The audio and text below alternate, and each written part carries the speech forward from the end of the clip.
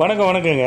நம்ம golden Suchitra nursery கார்டனில் மூலிகை செடியில் இன்றைக்கி காந்தாரி மிளகா பார்க்கலாம் வாங்க. அது காந்தாரி மிளகா, இது கார மிளகான்னு சொல்லுவாங்க.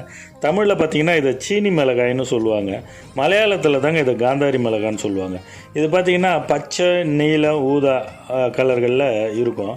நம்ம தமிழ்நாட்டில் பரவலாக காணப்படுதுங்க. நீலகிரி மாவட்டத்துலேயும் கன்னியாகுமரி மாவட்டத்துலேயும் இது பரவலாக காணப்படுதுங்க. இதில் இரும்பு சத்து, கொழுப்பு சத்து, புரோட்டீனு, கால்சியம் இருக்குங்க. இரத்த கொதிப்பை சரி பண்ணுது, வாதத்தை சரி பண்ணுது, மூட்டு வலியை சரி பண்ணுது, காச நோயை சரி பண்ணுது, சளி இருமலை சரி பண்ணுது. இந்த ஆயுர்வேத மருந்து தயாரிக்கிறதுக்கு இதையும் சேர்த்து பயன்படுத்துகிறாங்க.